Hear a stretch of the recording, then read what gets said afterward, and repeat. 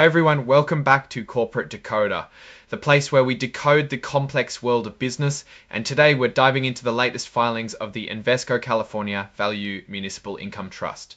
Get ready for some serious insights into how this trust manages money and what that means for investors. And if you want to chat about this and other financial deep dives, make sure you join our Discord community linked in the description below. This report is essentially a public announcement about the trust's offerings and operations, a sort of yearly check-in for investors and potential investors. It's filed with the Securities and Exchange Commission, or SEC, and while it might sound dry, it's packed with information about how this trust works, its investments and its goals. Think of this trust like a big fund that pulls money together.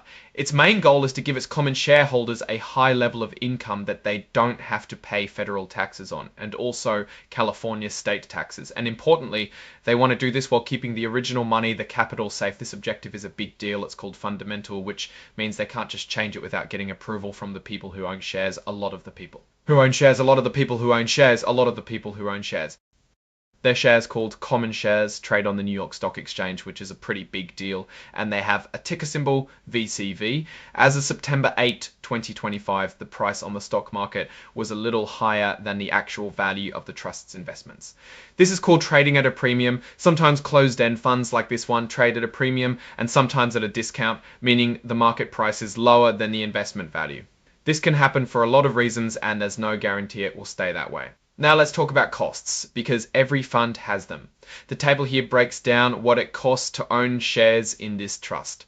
For the year ending February 28, 2025, the total annual expenses are listed as 3.54% of the net assets attributable to common shares. That might not sound like a lot, but it adds up. For example, the management fees alone were whopping 2.55%. That shows they're using leverage, which means they're borrowing money to invest more. This can boost returns, but it also boosts risk. If you invested $1,000 based on these expenses and a hypothetical 5% annual return, you'd be paying about $36 in total expenses in the first year. The hefty $300 expenses in the first year, $109 over 3 years, $180, $30, $84 over 10 years. Remember, this example doesn't even include any sales charges or offering costs, which would add even more. Looking at past performance, the financial highlights for shares show the net asset value per common share, which is the actual value of the trust's investments divided by the number of shares. For the year ended February 29, 2020, the net asset value was $13.95. This difference really highlights how much the market price can swing compared to the underlying investment value for a closed-end fund. Market price can swing compared to the underlying investment value for a closed-end fund. This trust isn't shy about using leverage. They use it to try and boost their investment objective. They can borrow money or issue preferred shares, which are like a special kind of share that gets paid before common shares. They also invest in things like inverse floating rate securities, which can have a leveraged effect. They might increase or decrease how much leverage they use depending on what's happening in the market. The key thing to remember with leverage is that it amplifies both gains and losses. They've issued preferred shares, and as of February 28, 2025, these had an aggregate liquidation preference of over $184 million. That's a big chunk of money that has to be paid out before common shareholders get anything.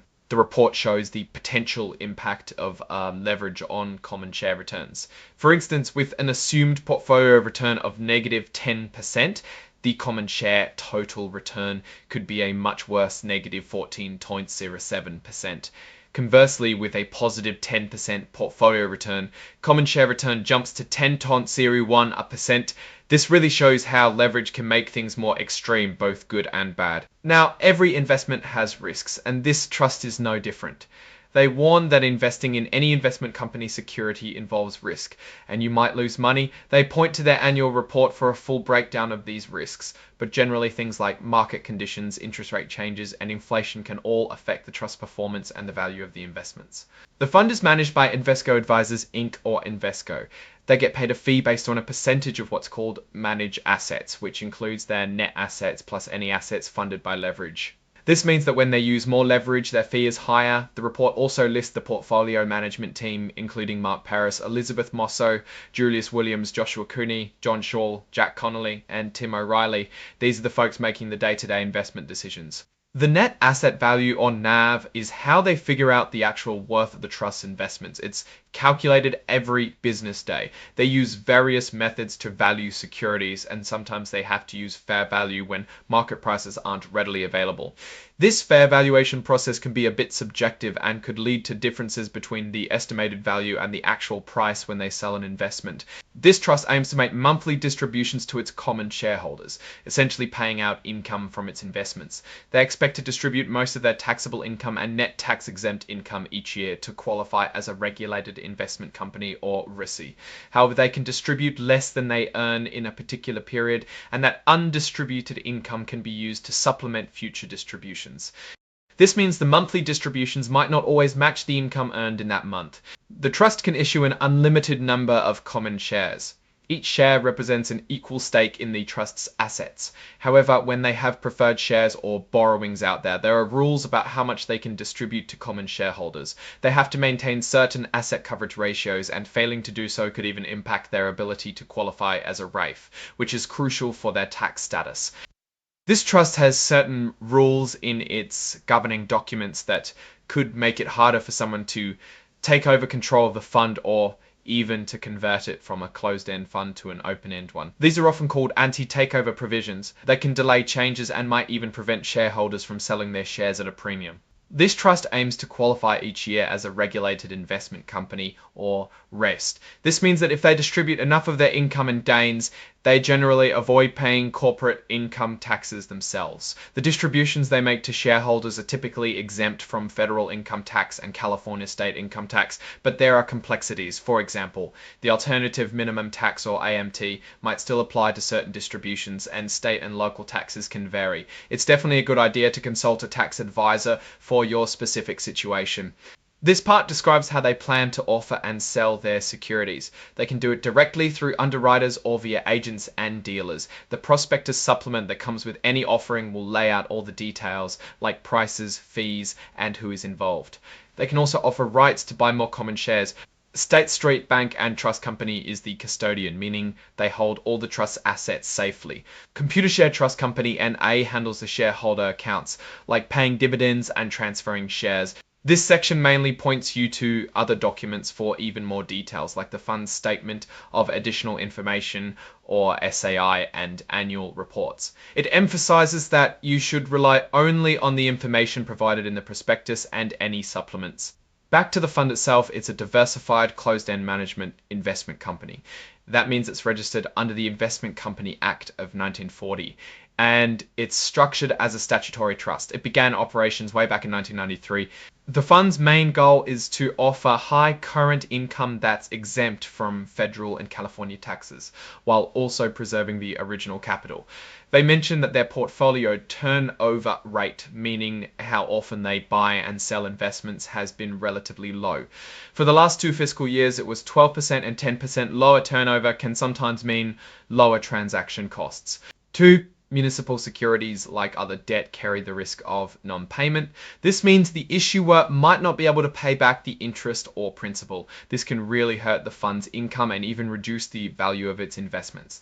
This trust might use derivative instruments like futures and options to manage risk or earn income. The report dives deep into the risks associated with these, like counterparty risk, which is the risk that the other party in the deal won't pay up, and leverage risk, where their potential losses can be bigger than their initial investment. This is a list of the people overseeing the fund. There are interested trustees who have ties to Invesco, and independent trustees who are supposed to represent the shareholders' interests without direct ties to the company. Beth Ann Brown is currently the chair of the board. Invesco Advisors Inc. is the main investment advisor, getting paid 0.55% of the fund's managed assets. They also use sub-advisors from their global affiliates. The advisory fees paid were quite significant, over $4.7 million in the last fiscal year. Here's a look at the individuals responsible for managing the fund's investments. The report lists their experience and responsibilities. It also shows their personal investments in the fund. Interestingly, for all the listed portfolio managers, their dollar range of investments in the fund is none. This is something to note, as sometimes managers investing their own money can signal confidence in the fund. This section talks about how they choose brokers to execute trades. They prioritize getting the best execution, meaning the best overall deal, not necessarily the cheapest. This can include considering research and brokerage services they receive from these brokers, which is known as soft dollar arrangements. We've touched on taxes before, but this section gets into the nitty-gritty of how the fund and its shareholders are taxed. It reiterates the goal of being a RIC to avoid corporate taxes and that distributions are generally tax exempt from federal and California income taxes, but it also warns about potential AMT, other state taxes, and the complexities of private activity bonds. This trust focuses on California municipal securities, so understanding California's fiscal health is crucial. The report highlights significant challenges like underfunded pension systems and a budget that has seen shortfalls.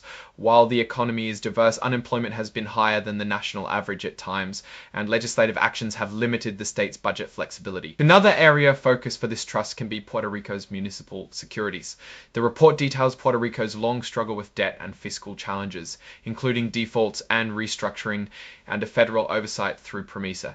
It mentions progress in debt restructuring, but also ongoing risks and dependence on federal funds. The impact of natural disasters like hurricanes and earthquakes is also a significant concern. Guam's economy is also discussed, noting its reliance on tourism and US federal and military spending. The report mentions its unemployment rate, the impact of COVID-19 on tourism, and the ongoing military buildup. Budget figures and debt levels are also presented, along with the risks from natural disasters like typhoons. Similarly, the report addresses the US Virgin Islands, highlighting its economic dependence on tourism and federal transfers. It details the impact of natural disasters like Hurricanes Irma and Maria, the challenges with unemployment, and substantial unfunded pension liabilities. Finally, the Commonwealth of the Northern Mariana Islands is discussed, noting its dual reliance on tourism from Asian countries and US federal transfers. The report mentions the impact of federal policy changes, Super Typhoon U2, the COVID-19 pandemic, and persistent budget deficits and unfunded pension liabilities. Now let's look at the big picture for Invesco California Value Municipal Income Trust. This trust aims for tax-exempt income, which is attractive. However, their heavy reliance on leverage and investments in potentially volatile municipal securities, especially from regions facing fiscal stress like California, Puerto Rico, Guam, and the US Virgin Islands, carries significant risk. The interest expense on borrowed funds alone is a substantial part of their operating cost. While they generate income from these investments, the interest payments on their leverage can eat into returns, and any downturn in the municipal bond market or fiscal health of these issuers could have amplified negative consequences due to that leverage. The fact that their portfolio managers have no personal investments in the fund is a point to consider, though it's not necessarily a deal breaker. Overall, this trust seems to be playing a higher stakes game to generate that tax-exempt yield, which means investors need to be comfortable with the amplified risks involved. That's our decode for today's filing. What's your take on these numbers and what they signal for the trust's future? Drop your thoughts in the comments. If this analysis was valuable, hitting that like button really helps, and subscribe for more deep dives. And don't forget to check out the Discord in the description for more discussions. Thanks for watching. See you next time.